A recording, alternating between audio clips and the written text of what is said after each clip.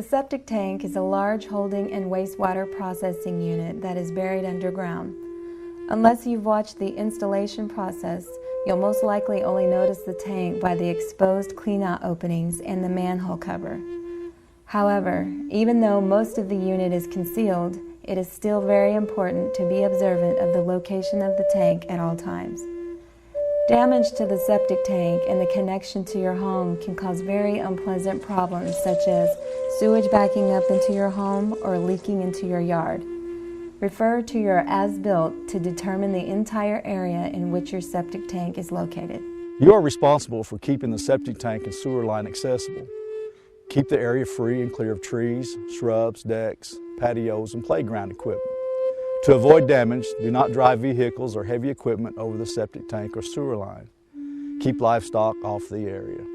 There are 3 distinct layers of materials in the septic tank: the scum layer, wastewater, and sludge. The scum layer is comprised of floating solids such as grease and fat, which can form a hardened crust over time. As the solids settle to the bottom of the septic tank, they form what is called the sludge layer. The sludge layer continues to build up over time and eventually will require professional removal. The general guideline is to have your septic tank pumped every 3 to 5 years, but it really does depend on individual home usage and how selective you are as to what solid materials pass through your system. The wastewater that is between the 2 layers of solids is called effluent. The effluent is partially treated by anaerobic bacteria present in the tank, and it will continue to flow out of the tank through the next portion of the sewer system. Do note the septic tank normally operates at a full level of liquid.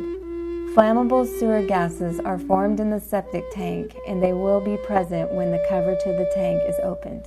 To keep your sludge layer to a lower level and to ensure proper operation of your septic tank, you should not flush diapers, tampons, and sanitary napkins down the toilet. Also, avoid flushing excess quantities of paper. It's important to be selective about what goes down the sink drains too. Do not pour oils, grease, and kitchen refuse into the drain. Do not allow coffee grounds, tobacco products, or any rubber items to enter the system. Keeping unwanted objects out of the septic tank will keep it operating properly. Do not pour strong detergents or disinfectants down the drain or into the septic tank. Daily use of mild household soaps and cleansers is safe. A small amount of bleach used for household cleaning and laundry is generally fine, but do not flush excess bleach or chlorine tablets. Do not introduce any chemical waste into the system. A standard drain field is a series of perforated pipes in a gravel bed that allows water to leave the septic tank and absorb back into the ground.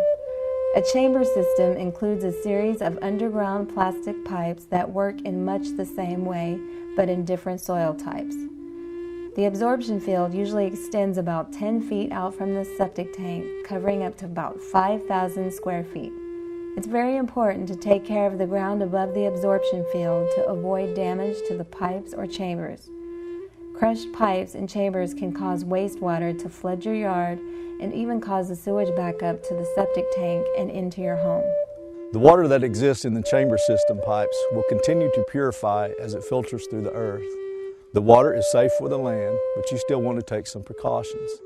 Do not plant crops for human consumption over the drain field.